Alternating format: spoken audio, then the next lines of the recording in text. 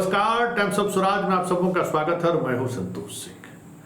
चलिए, नीतीश कुमार एक और सौगात बिहार के लोगों को देने जा रहे हैं। ये अलग बात है कि वो सौगात इस बार भी नालंदा और राजगीर के हाथों लगा, लेकिन खैर बिहार में इस तरीके के खेल की सुविधा अगर होने जा रही है तो असर तो पड़ेगा ही। खिलाड़ी, अच्छे अच्छे खिलाड़ी को मौका मिलेगा खेलने का। एक बिहार का में एक कंपटीशन का एक अलग तरीके का मैदान तैयार होगा, जिससे बच्चों से, आने वाली पीढ़ी से उम्मीद की जा सकती है। जी हाँ, बात राजगीर में खेल विश्वविद्यालय की स्थापना की कर रहे हैं। 29 तारीख को मुख्यमंत्री उसका उद्घाटन करने वाले हैं। और इस विश्वविद्यालय की खूबसूरती ये है कि अकादमी भी वही है और विश्वविद्यालय भी वही है। और आप लोग चिंतित थे, बड़ी खबर भी चला रहे थे कि भाई लखीसराय के डीएम कहाँ जाएंगे, बीआरएस ले लिए हैं, ललन सिंह से विवाद हो गया। कुछ नहीं है, खेल विश्वविद्यालय में कोई बड़ी जगह उनको मिलने वाला है, वो तय हो गया है। नालंदा का सोचने की बात है। तो भाई रिटायरमेंट बेनिफिट स्कीम का जो नीतीश जी का अपना तरीका है, उसी तरीका रजनीकांत जी पहुँच रहे हैं। खेल का कितना ज्ञान है हमें नहीं पता, खिलाड़ी भी रहे होंगे हमें नहीं पता, लेकिन नालंदा के हैं, रॉयल ब्लड है, तो स्वाभाविक तौर पर उसका लाभ मिलेगा ही और मिलना भी चाहिए। सत्ता और सरकार यही होती है ना। तो रजनीकांत जी को जिम्मेवारी मिल सकती है। और सबसे खास बात यह है कि जो स्टेडियम बनाया गया है, जो खेलगांव बनाया गया है, वो पूरे तौर पर अंतर्राष्ट्रीय मानक का बनाया गया है। आप देख सकते हैं कि किस तरीके से अंतर्राष्ट्रीय मानक का वो बनाया गया है।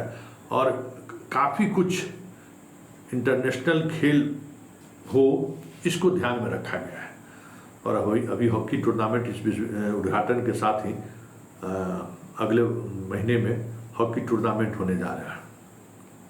कई और खेल का आयोजन बिहार में हो, इसकी कोशिश भी शुरू हो गई है। और सरकार चाह रही है कि 3-4 राष्ट्रीय और 1-2 इंटरनेशनल गेम की मेजबानी बिहार को मिल जाए, ताकि राष्ट्रीय फलक पर इस स्टेडियम की पहचान स्थापित हो जाए। सरकार भी अपना है, केंद्र की सरकार भी और बिहार की सरकार भी, क्योंकि सरकार होना बहुत ज़रूरी है। क्योंकि बिहार के पास तो कोई धोनी जैसा खिलाड़ी है नहीं कि जिसकी वजह से बड़ा स्टेडियम भी बन गया। झारखंड में पहले से भी स्टेडियम था, लेकिन जमशेदपुर में, रांची में स्टेडियम भी बन गया, लोग मैच भी आ ही जाता है वहाँ पे। तो उस तरीके की कोई खिलाड़ी है नहीं यहाँ बिहार में। तो सरकारें हैं, तो सरकार की वजह से हमको लगता है कि इस केंद्र में संजय झा हैं, वो थोड़ा इस चीज़ों में कुछ पॉजिटिव चीज़ों को देखते हैं अपने तरीके से, तो इसका लाभ मिले। और 2025 के लोग विधानसभा चुनाव से पहले 3-4 अच्छा मैच राजगीर में मेजबानी मिल जाए तो कोई बड़ी बात नहीं है। जरा सुनिए, इस मौके पर एक प्रेस कॉन्फ्रेंस का आयोजन आज किया गया था, जिसमें सामान्य प्रशासन विभाग के हेड, भवन निर्माण के हेड, खेल के महानिदेशक, सब लोग मौजूद थे। और क्या होगा, क्या खास है इस स्टेडियम में, जरा आप भी सुनिए। राजगीर खेल अकादमी और बिहार राज्य खेल विश्वविद्यालय का उद्घाटन माननीय मुख्यमंत्री महोदय के कर कमलों द्वारा किया जाएगा। और उस खेल अकादमी और विश्वविद्यालय भवन का निर्माण लगभग पूर्ण हो चुका है। और अंतर्राष्ट्रीय क्रिकेट स्टेडियम का भी कार्य लगभग 60% पूर्ण हो चुका है। और शेष कार्य जो होगा, जो 2025 मार्च तक कंप्लीट हो जाएगा। और इसको पूरा सारे सूचनाएं इस प्रेस विज्ञप्ति में आपको दे देंगे।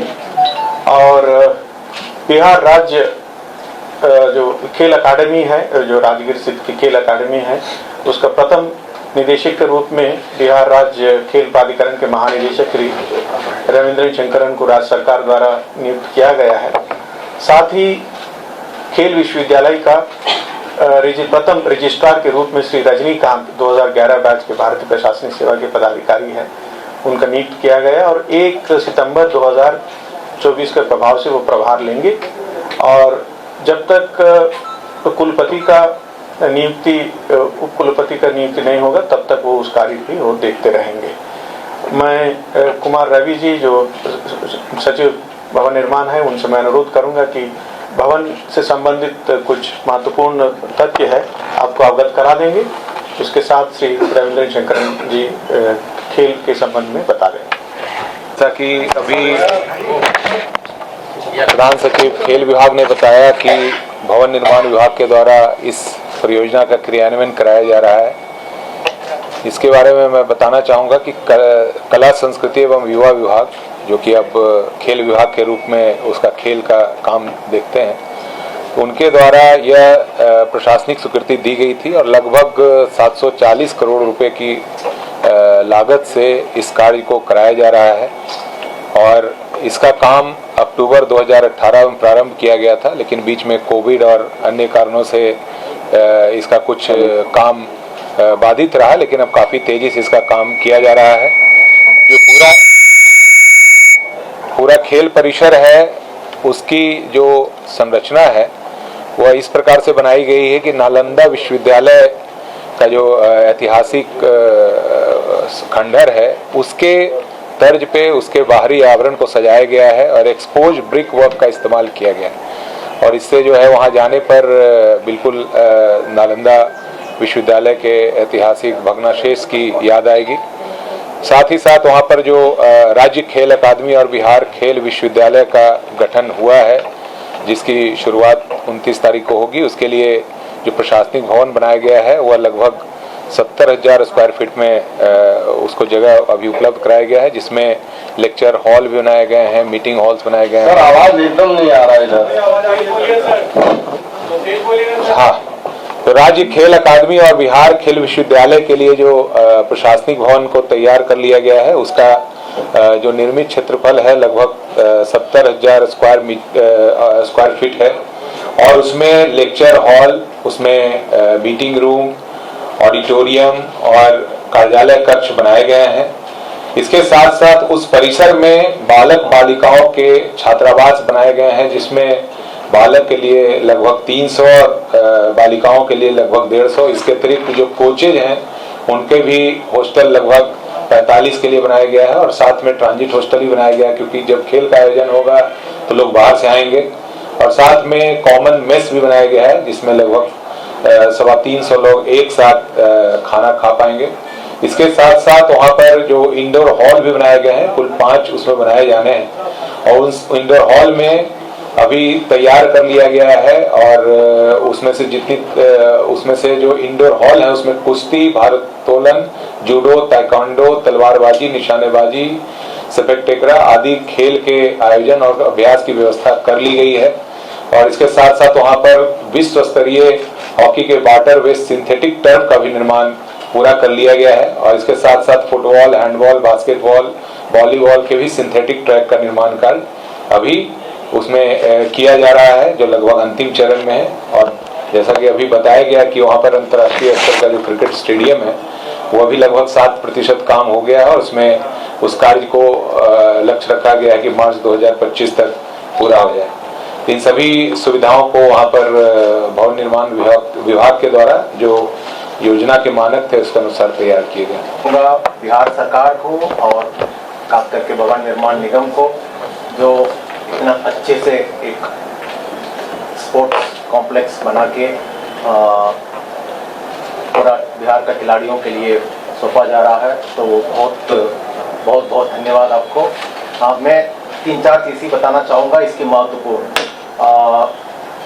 एक ही परिसर के अंदर खेल विश्वविद्यालय एवं खेल अकेडमी, मतलब एकेडमिक्स एंड प्रैक्टिकल, थियरी और प्रैक्टिकल दोनों एक ही परिसर में बिहार में ही है।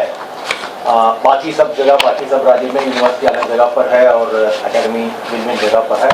तो ये बिहार के लिए बहुत गर्व की बात है कि हमारे जितना भी खिलाड़ीगण है वो एकेडमिक रूप से भी वहाँ तैयार हो जाएंगे, हमारा कोचेस भी उसी परिसर में तैयार हो जाएंगे और हम लोग उस एकेडमी में स्टेट सेंटर ऑफ एक्सीलेंस में जो अच्छे अच्छे कोचेस को कॉन्ट्रैक्ट बेसिस पर शुरुआत में लेके हम लोग शुरू कराएंगे। जैसे कि कुमार रवि जी ने बताया जिस गेम में हम लोग शुरू करेंगे वो एक है।